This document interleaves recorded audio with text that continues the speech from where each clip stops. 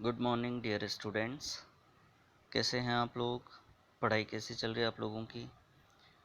Periodic table वाला chapter हमारा चल रहा है, जिसके अंदर हमने पढ़ा था ट्रेंड्स के बारे में। कुछ प्रॉपर्टीज़ हैं जैसे atomic radius, ionic radius, ionization enthalpy, electron gain enthalpy.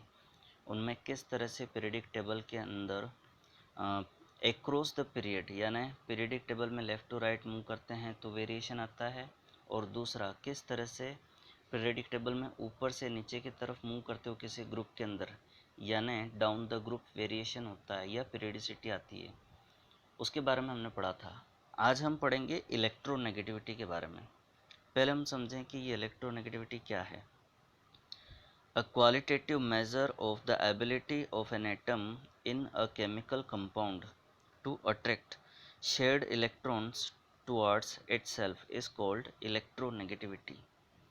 एक चीज़ क्लियर है यहाँ पर कि ये कोवलेंट कंपाउंड्स के अंदर, या यूँ कह दें कि जिस एटम के लिए हम इलेक्ट्रोनेगेटिविटी की बात कर रहे हैं वो किसी दूसरे एटम के साथ में कोवलेंट बॉन्ड बना रहा है। तो ये जो कोवलेंट इलेक्ट्रॉन्स हैं उनको वो एटम अपनी तरफ कितना खींचता है, तो ये एक तरह की प्रॉपर्टी हो गई।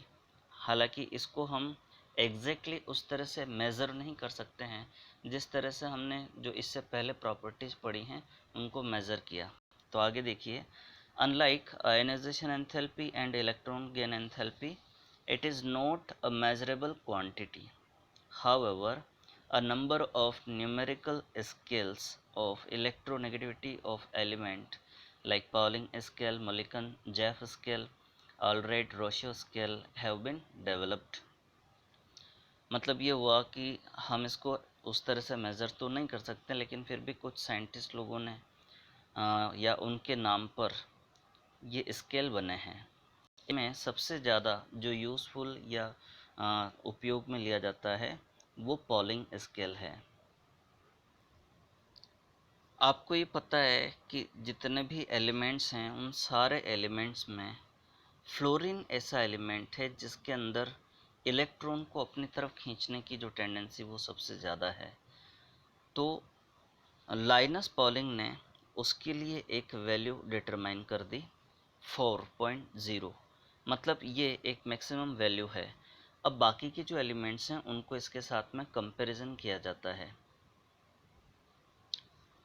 इलेक्ट्रॉन को अपनी तरफ खींचने की जो टेंडेंसी है या नेचर है, इसकी जो पीरियडिक प्रॉपर्टी है वो कैसे वेरी करती है वो हम देखें। हमको ये पता है कि पीरियडिक टेबल के अंदर लेफ़्ट साइड में मेटल्स हैं और राइट हैंड साइड में नॉन मेटल्स हैं। तो जिस तरह से हमने एक चीज़ देखी थी कि जो आयनाइजेशन एंथैल्पी होती है वो मेटल्स के लिए कम होती है, यानी आप थोड़ी सी एनर्जी दोगे और इलेक्ट्रॉन रिमूव किया जा सकता है, जबकि नॉन मेटल्स में उल्टा है, आपको काफ़ी ज़्यादा एनर्जी देनी पड़ती है। दूसरी तरफ इलेक्ट्रॉन गेन एंथैल्पी से रिलेटेड भी हमने देखा था कि जो नॉन मेटल्स हैं उनके केस में क्या होता है, जब इलेक्ट्रॉन ऐड करते हैं तो रिलीज़ होने वाली एनर्जी का अमाउंट ज़्यादा होता है नॉन मेटल्स में, जबकि मेटल्स में क्या होता है उसमें भी एनर्जी रिलीज़ होती है लेकिन उसका अमाउंट कम होता है। तो उससे भी आप ये कंसिडर कर सकते हो कि जो इलेक्ट्रोनेगेटिविटी है वो नॉन मेटल्स के लिए ज़्यादा होगी और मेटल्स के लिए कम होगी। तो हम बोल सकते हैं पीरियडिक टेबल में ख़ास तौर से पीरियड में एक्रॉस द पीरियड अगर हम मूव करेंगे तो मेटल से नॉन मेटल की तरफ जाओगे तो इलेक्ट्रोनेगेटिविटी इंक्रीज़ होगी, या हम कह दें मेटल्स में कम है और नॉन मेटल्स में ज़्यादा है। और ऊपर से नीचे की तरफ मूव करोगे तो इलेक्ट्रोनेगेटिविटी नॉन मेटल्स के लिए ज़्यादा होती है, आपको पता है, और नॉन मेटल्स ग्रुप के अंदर ऊपर की तरफ होती हैं। तो ऊपर से नीचे मूव करने पर क्या होता है, डिक्रीज़ होगी। तो नीचे की तरफ मूव करोगे तो मेटेलिक कैरेक्टर बढ़ता है तो डिक्रीज़ होगी। अब हम इसको कंपैरिजन करें टेबल के अंदर, ये जो इलेक्ट्रोनेगेटिविटी की वैल्यू दे रखी हैं, आप देखिए फ्लोरीन के लिए वैल्यू कितनी दी हुई है 4.0, है ना। उसके बाद में ऑक्सीजन, यानी फर्स्ट नंबर पर फ्लोरीन है और सेकंड नंबर पर ऑक्सीजन है। उसके बाद में आप कंपैरिजन करो, ध्यान देना ये जो हम डिस्कशन कर रहे हैं ये पॉलिंग स्केल के बेसिस पे है। तो अब थर्ड नंबर है वो नाइट्रोजन और क्लोरीन के लिए बराबर है। मतलब हम बोल सकते हैं कि जो इलेक्ट्रोनेगेटिविटी है नाइट्रोजन क्लोरीन के लिए ऑलमोस्ट सेम है। फिर उसके बाद में आप देखिए कार्बन है उसके लिए 2.5 है, सल्फ़र के लिए भी 2.5 है, और दूसरी तरफ आप देखेंगे जो मेटल्स हैं उनके लिए ये वैल्यू कम दे रखी है, जैसा आप यहाँ पर देख रहे हो, है ना। तो अगर पीरियड के अंदर आप देखोगे across the period left to right move कर रहे हो, तो जो सेकंड पीरियड है उसके अंदर इलेक्ट्रोनेगेटिविटी की वैल्यू इंक्रीज होती जा रही है लेफ़्ट टू राइट मूव करने पे। ऐसा कैसा थर्ड पीरियड के अंदर भी आप देखिए ये इंक्रीज होती जा रही है वैल्यू।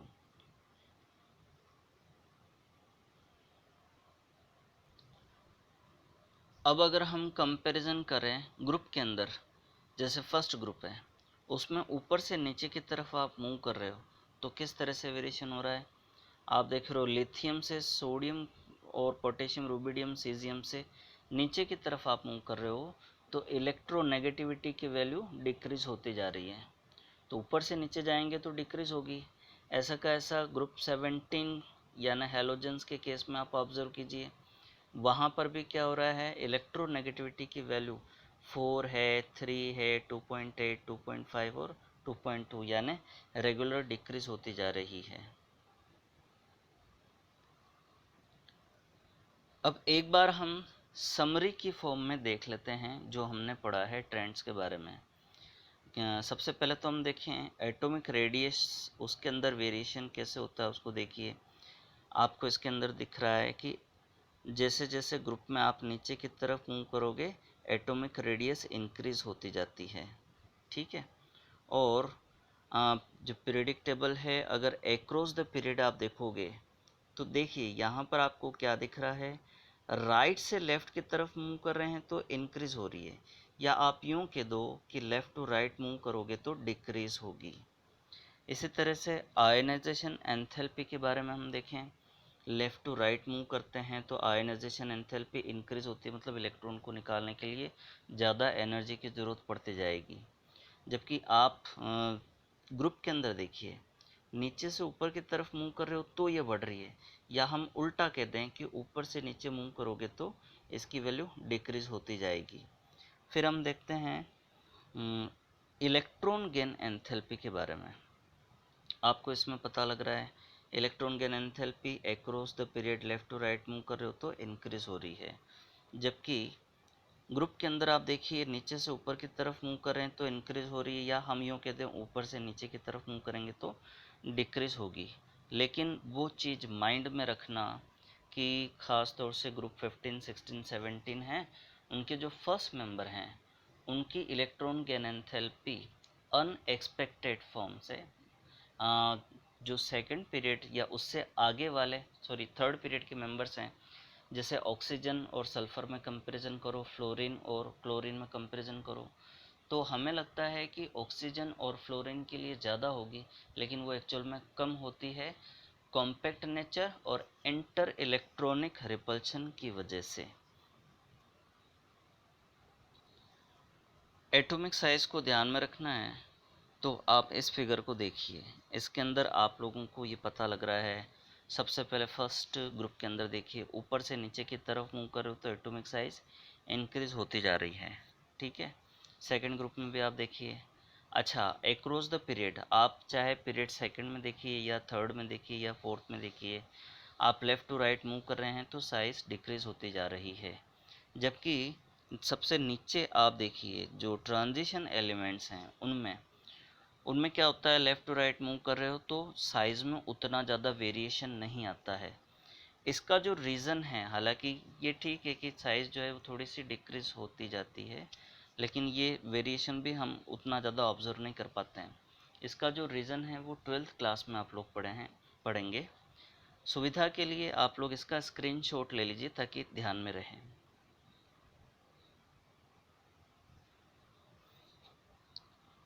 अब एक और कंपैरिजन हम इसके अंदर करें मेटेलिक प्रॉपर्टीज़ या नॉन मेटेलिक प्रॉपर्टीज़ कैरेक्टर के लिए। आप इसके अंदर देखिए ये जिस तरह से मूवमेंट हो रहा है मेटेलिक कैरेक्टर को इंक्रीज होते हुए बता रहा है, सॉरी नॉन मेटेलिक कैरेक्टर को। और आप इधर देखिए मेटेलिक कैरेक्टर इस तरह से इंक्रीज होता जा रहा है। तो एक चीज़ क्लियर है कि आप ऊपर से नीचे मूव करोगे तो मेटेलिक कैरेक्टर इंक्रीज होगा, और लेफ़्ट टू राइट मूव करोगे तो नॉन मेटेलिक कैरेक्टर इंक्रीज होगा, या यूँ कह दो कि मेटेलिक कैरेक्टर डिक्रीज होगा। अब हमारा नया सब हेडिंग आ रहा है पीरियडिसिटी ऑफ वैलेंसी और ऑक्सीडेशन स्टेट। ये वाला जो सेक्शन है इसके अंदर हम वैलेंसी और ऑक्सीडेशन स्टेट और कुछ केमिकल प्रॉपर्टीज़ के बारे में स्टडी करेंगे। हालांकि जो डिटेल स्टडी है जिसमें इलेक्ट्रॉनिक कॉन्फ़िगरेशन को इंक्लूड करके और रिप्रेजेंटेटिव एलिमेंट्स को इंक्लूड करके और कई सारी जो प्रॉपर्टीज़ हैं जैसे लेंथेनॉइड कॉन्ट्रैक्शन वगैरह है, तो इनकी डिटेल स्टडी बाद में करेंगे हम लोग। कुछ कुछ टॉपिक्स हमारे 11th में कवर होंगे और कुछ कुछ टॉपिक्स 12th के अंदर कवर होंगे। अभी फ़िलहाल हम कंपैरिजन करें दो तरह के कंपाउंड्स के बीच में। जैसे एक तो आप ले लीजिए OF2 और एक आप ले लीजिए Na2O। दोनों के अंदर ऑक्सीजन है और दोनों ही कंपाउंड के अंदर आपको पता लग रहा है कि ऑक्सीजन डाइवेलेंट है, यानी फ्लोरीन के साथ में भी वो मतलब दो बॉन्ड बना रहा है दो एटम के साथ में। और अगर आप सेकंड कंपाउंड देखेंगे Na2O तो उसमें भी ऑक्सीजन डाइवेलेंट है। लेकिन ये चीज़ ध्यान में रखना कि ये जो कंपाउंड है OF2 ये एक कोवैलेंट कंपाउंड है, जबकि Na2O एक आयनिक कंपाउंड है। ये आप लोगों ने लास्ट ईयर में पढ़ा हुआ है।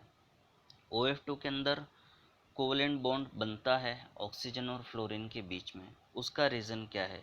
क्योंकि इन दोनों की जो इलेक्ट्रोनेगेटिविटी है वो कंपेरेबल है, या हम कहते हैं कि उसमें ज़्यादा डिफरेंस नहीं होता है। जबकि सेकंड कंपाउंड है Na2O उसमें ऑक्सीजन और सोडियम इन दोनों की इलेक्ट्रोनेगेटिविटी में डिफरेंस काफ़ी ज़्यादा होता है। तो होता क्या है, यहाँ पर इलेक्ट्रॉन्स का कम्प्लीटली ट्रांसफ़र हो जाता है। मतलब जो सोडियम है उसका कॉन्फ़िगरेशन 281 होता है, तो वो अपना एक इलेक्ट्रॉन रिमूव कर देता है और Na+ बनाता है। तो ऐसे दो सोडियम एटम होंगे तो एक एक इलेक्ट्रॉन दोनों रिमूव करेंगे, तो दो सोडियम आयन यानी कैटायंस हमारे पास में होंगे। और दो इलेक्ट्रॉन जो इन्होंने रिमूव किए ये दोनों इलेक्ट्रॉन ऑक्सीजन गेन कर लेता है। आपको पता है ऑक्सीजन एटम का एटॉमिक नंबर 8 होता है, कॉन्फ़िगरेशन 2 और 6 होता है, यानी दो इलेक्ट्रॉन की रिक्वायरमेंट है। तो ये दोनों इलेक्ट्रॉन गेन कर लेता है तो O2 नेगेटिव आयन बनाता है। अब वहाँ पर कैटायन और एनायन बन गए तो आयनिक कंपाउंड बनता है। लेकिन OF2 में इलेक्ट्रोनेगेटिविटी में डिफरेंस कम है और दोनों को ही अपनी वैलेंस शेल में इलेक्ट्रॉन्स फुलफ़िल करने हैं, तो इलेक्ट्रॉन्स की रिक्वायरमेंट होती है। तो ऐसी कंडीशन में दोनों ही इलेक्ट्रॉन रिमूव नहीं कर पाते हैं, बजाय इसके क्या होता है ये इलेक्ट्रॉन्स की शेयरिंग कर लेते हैं, तो इनके बीच में कोवैलेंट कंपाउंड बनता है। अच्छा, दूसरी तरफ जो OF2 ये कंपाउंड बना है इसमें अगर वैलेंसी को देखेंगे तो हमें पता है कि ऑक्सीजन की वैलेंसी 2 है और फ्लोरीन की 1 है। और ऑक्सीडेशन स्टेट की बात की जाए तो फ्लोरीन पर -1 ऑक्सीडेशन स्टेट कंसिडर की जाएगी और ऑक्सीजन पर +2। यहाँ ध्यान देना ऐसा क्यों है, भले ही इलेक्ट्रॉन कम्प्लीटली शिफ्ट नहीं हो रहे हैं, लेकिन ऑक्सीडेशन स्टेट का जब डिटर्मिनेशन करना होता है तो ऐसा एज्यूम कर लिया जाता है कि इलेक्ट्रॉन कम्प्लीटली शिफ्टेड हो गए हैं। वहाँ पर क्या चीज़ ध्यान में रखनी है, जो एलिमेंट मोर इलेक्ट्रोनेगेटिव है तो इलेक्ट्रॉन्स उसकी तरफ कम्प्लीटली शिफ्टेड मान लिए जाएंगे। इसीलिए फ्लोरीन पर -1 और ऑक्सीजन पर +2 ऑक्सीडेशन स्टेट कंसिडर की जाएगी। ये भी चीज़ ध्यान में रखना कि ऑक्सीजन का जो कंपाउंड है केवल फ्लोरीन के साथ में बनता है तभी पॉजिटिव ऑक्सीडेशन स्टेट एक्वायर करता है। अदरवाइज बाकी जितने भी एलिमेंट हैं उनके साथ में अगर ये कंपाउंड बनाएगा तो इसका ऑक्सीडेशन नंबर माइनस में ही आएगा। तो ऑक्सीजन के लिए मैक्सिमम केसेस में -2 ऑक्सीडेशन स्टेट होती है। कुछ कुछ केसेस होते हैं जिसमें ये -1 ऑक्सीडेशन स्टेट और रेयरली कुछ केस होते हैं जिसमें -1/2 ऑक्सीडेशन स्टेट शो करता है। इनकी और डिटेल स्टडी हम जो रेडॉक्स रिएक्शन वाला चैप्टर है ऑक्सीडेशन एंड रिडक्शन उसके अंदर करेंगे। फ़िलहाल आप देखिए वैलेंसी के बारे में। एक जो ये ग्रुप है, ग्रुप्स के अंदर नंबर ऑफ़ वैलेंस इलेक्ट्रॉन्स और उनकी वैलेंसी के बारे में थोड़ा सा डिस्क्रिप्शन दिया हुआ है। अगर हम देखें तो ग्रुप नंबर 1, 2 और फिर उसके बाद में 13, 14, 15, ध्यान देना केवल एस ब्लॉक और पी ब्लॉक ही लिया हुआ है, यहाँ डी एंड एफ ब्लॉक नहीं लिया हुआ है। तो जो कंपैरिजन करना है हम वो करेंगे। तो सेकंड पीरियड के मेंबर्स में आप देख लीजिए, लिथियम है, बेरिलियम है, फिर boron, carbon, nitrogen, oxygen, fluorine and neon आ जाते हैं। थर्ड पीरियड में भी आप देखिए sodium, magnesium, aluminium, silicon, phosphorus, sulphur, chlorine and argon. ठीक है, तो आप यहाँ देखिए नंबर ऑफ़ वैलेंस इलेक्ट्रॉन्स दिए हुए हैं और साथ साथ में उनकी जो वैलेंसी है उसके बारे में बताया हुआ है। जहाँ वैलेंस इलेक्ट्रॉन 1 है वहाँ वैलेंसी 1, फिर जहाँ वैलेंस इलेक्ट्रॉन्स 2 हैं वहाँ वैलेंसी 2। तो 1 बाय 1 करके हम आगे बढ़ रहे हैं तो वैलेंसी इंक्रीज होती जा रही है। ठीक है, लेकिन फिर जैसे ही वैलेंस इलेक्ट्रॉन्स 5 होते हैं वहाँ पर दो तरह की वैलेंसी शो की जा रही है, 3 एंड 5।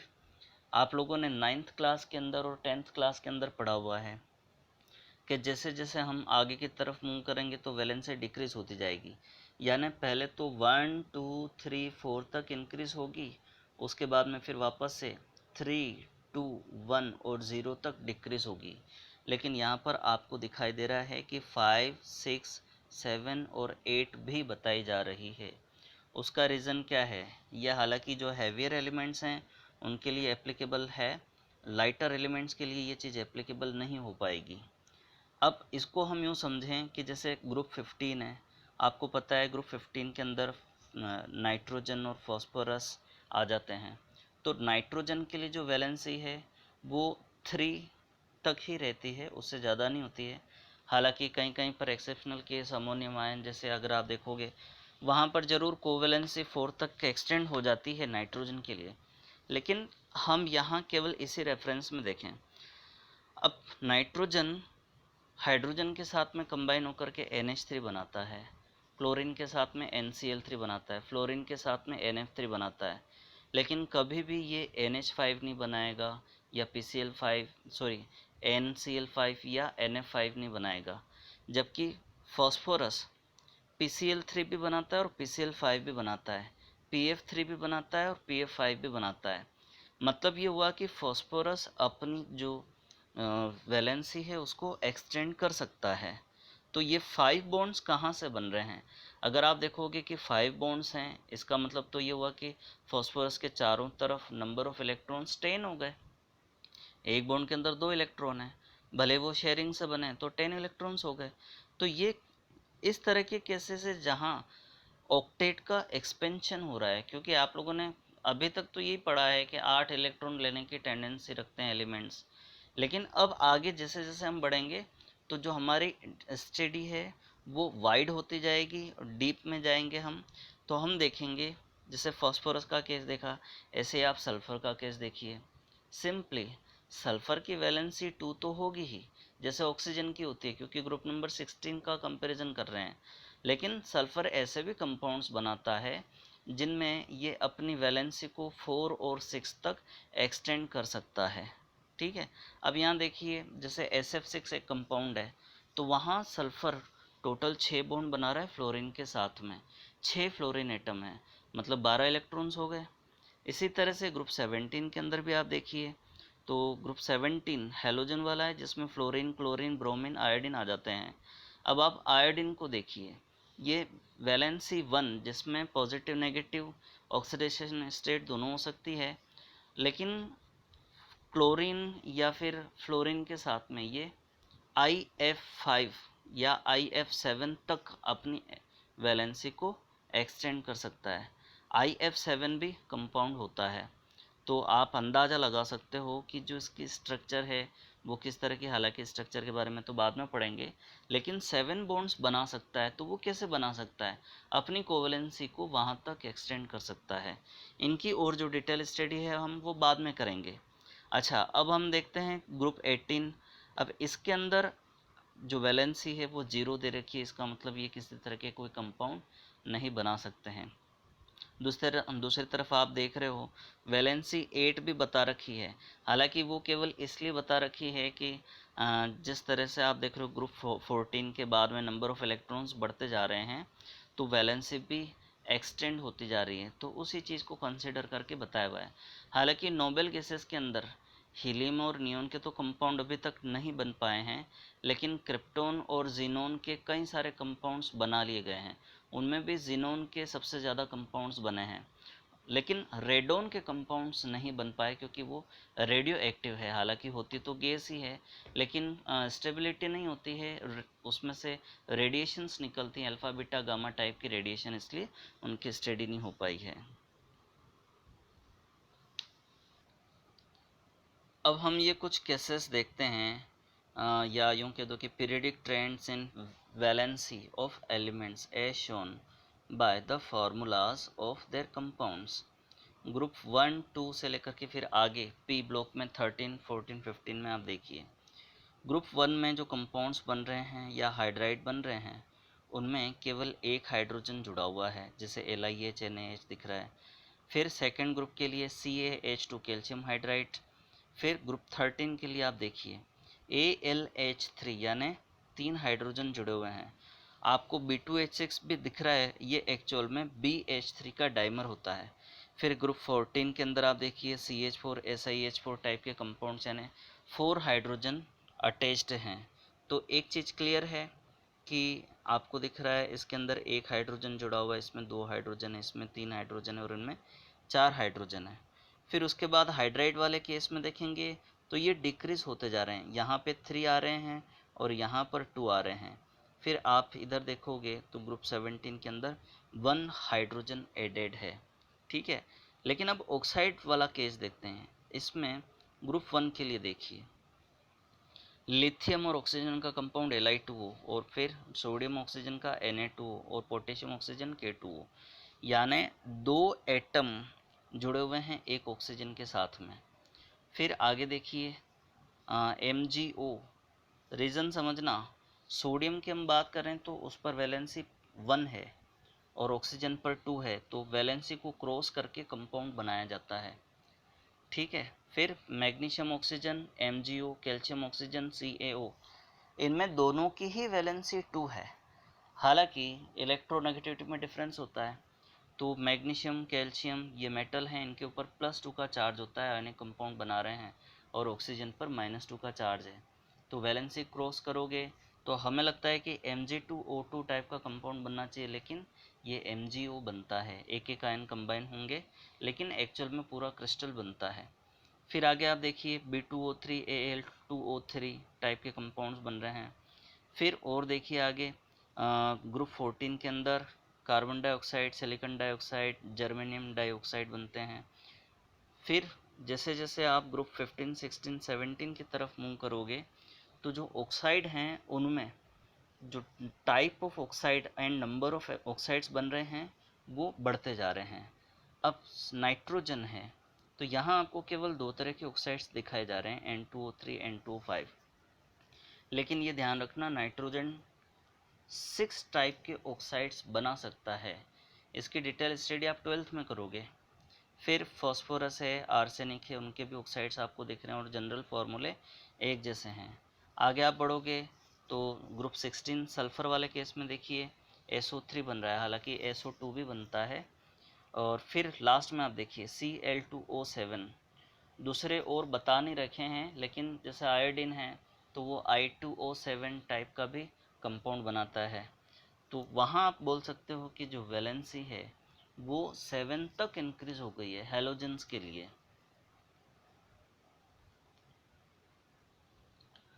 नेक्स्ट सब हेडिंग आ रहा है anomalous properties of second period elements.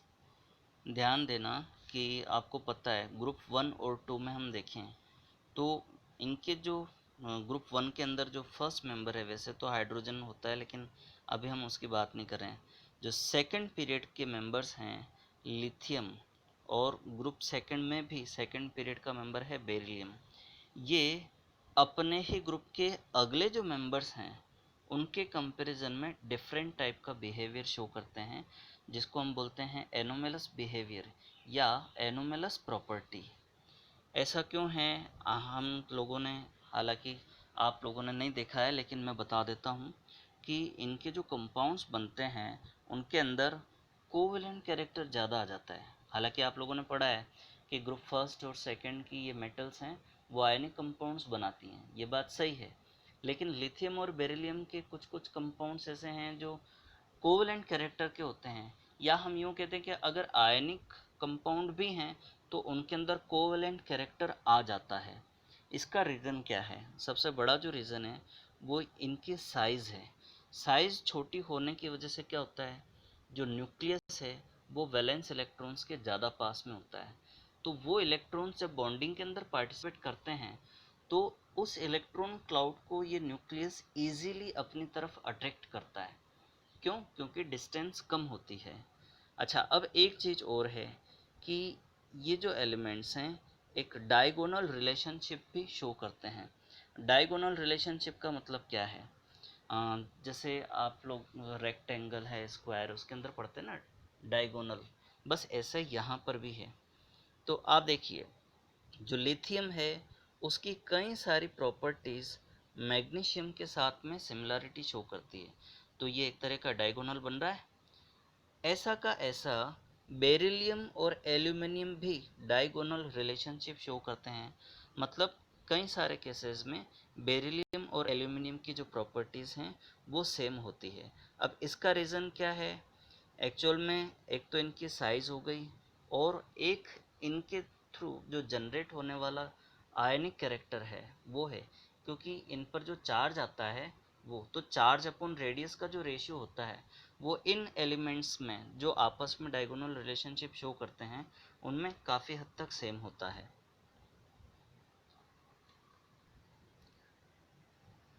जैसा कि आप लोग यहाँ पर देख रहे हैं, डायगोनल रिलेशनशिप के बारे में बताया हुआ है जो हमने डिस्कस किया है। अब हम देखते हैं पी ब्लॉक के अंदर, क्योंकि एस का हम डिस्कशन कर चुके हैं, पी ब्लॉक के जो मेंबर्स हैं उनमें भी बिल्कुल ऐसा ही है।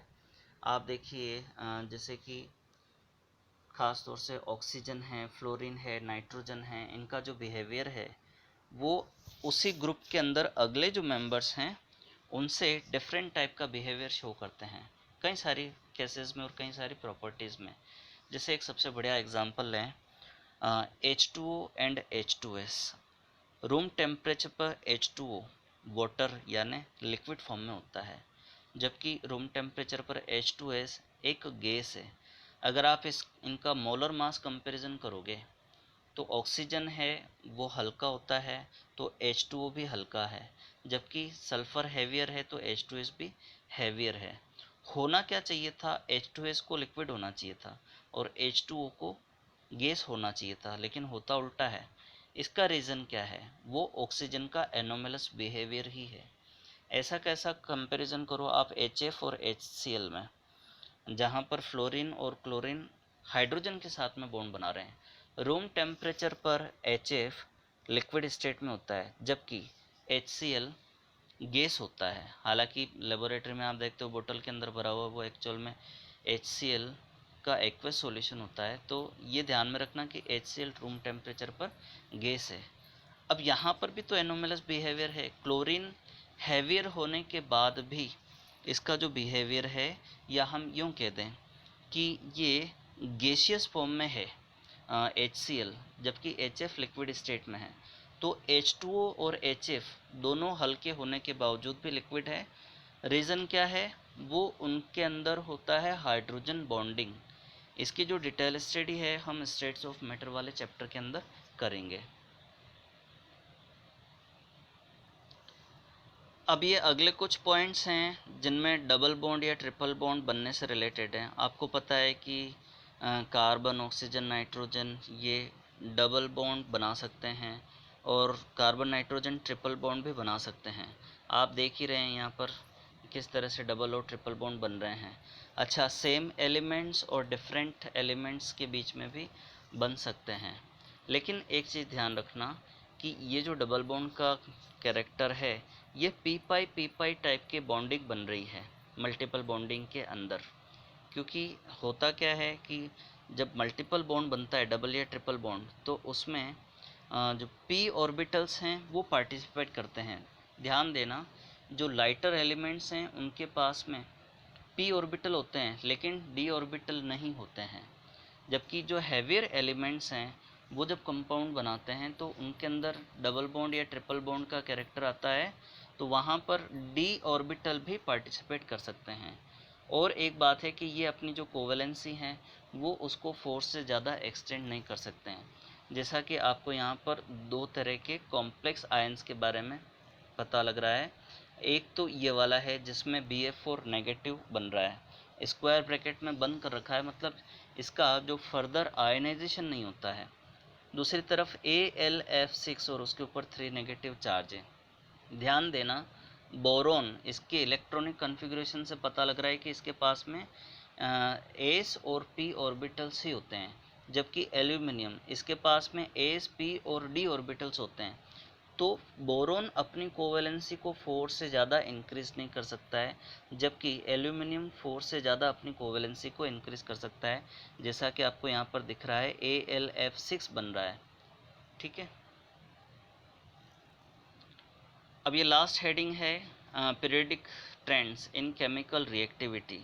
हालांकि कई सारे पॉइंट्स हम डिस्कस कर चुके हैं, लेकिन फिर भी शॉर्ट में हम थोड़ा इस चीज़ को देख लेते हैं। आपको ही पता है कि जो पीरियडिक टेबल है उसमें लेफ़्ट की तरफ मेटल्स मिलती हैं और राइट की तरफ नॉन मेटल्स मिलती हैं। तो ये चीज़ हम डिस्कस कर चुके हैं कि अगर कंपाउंड का फॉर्मेशन केवल राइट हैंड साइड में जो एलिमेंट्स हैं उनकी वजह से फॉर्मेशन होता है, तो वहाँ पर क्या होगा, कंपाउंड के जो कंपाउंड होगा उसमें कोवेलेंट बॉन्ड बनेंगे, क्योंकि इलेक्ट्रोनेगेटिविटी में जो डिफरेंस है वो कम होता है। दूसरी तरफ ऐसा नहीं होता है कि जो लेफ़्ट हैंड साइड में मेटल्स हैं वो आपस में कंपाउंड्स बना लें। हालांकि आप उनको कंबाइन करोगे तो एलॉयस बनेंगी, लेकिन उनके अंदर जो बॉन्डिंग होगी वो मेटेलिक बॉन्डिंग टाइप की ही होगी। ये जो मेटेलिक बॉन्डिंग है ये आयनिक बॉन्डिंग और कोवेलेंट बॉन्डिंग से डिफरेंट टाइप की है। इनकी डिटेल स्टडी बाद में हम करेंगे। और एक चीज़ ऑब्ज़र्व करने में आती है कि इनके जो ऑक्साइड्स हैं उनकी नेचर, पीरियडिक टेबल में जो लेफ़्ट साइड की एलिमेंट्स हैं यानी मेटल्स हैं उनके ऑक्साइड बेसिक नेचर के होते हैं, जबकि राइट हैंड साइड की तरफ आप मूव करोगे इनके जो ऑक्साइड होते हैं उनकी नेचर एसिडिक टाइप की होती है। ये हम लोगों ने पढ़ा हुआ है। जैसे सोडियम का ऑक्साइड है, वाटर में आप डिज़ोल्व करोगे तो वो सोडियम हाइड्रोक्साइड बनाएगा, मतलब एक बेसिक नेचर वाला होगा। दूसरी तरफ सल्फ़र है, क्लोरीन है, इनके जो ऑक्साइड हैं वो एसिडिक कैरेक्टर के होते हैं। इनको जब आप वाटर के अंदर डिज़ोल्व करोगे तो ये एसिड बनाएंगे। जैसे सल्फ़र का ऑक्साइड है, सल्फ़र ट्राइऑक्साइड है, पानी में डिज़ोल्व किया तो सल्फ्यूरिक एसिड H2SO4 बना। इसी तरह से नाइट्रोजन डाइऑक्साइड है, NO2 है, वाटर में डिज़ोल्व किया तो नाइट्रिक एसिड बना। तो इस तरह से ये जो चैप्टर है वो हमारा फिनिश होता है। आप लोग नोट्स बनाइएगा और मुझे सेंड कीजिएगा। Thank you very much.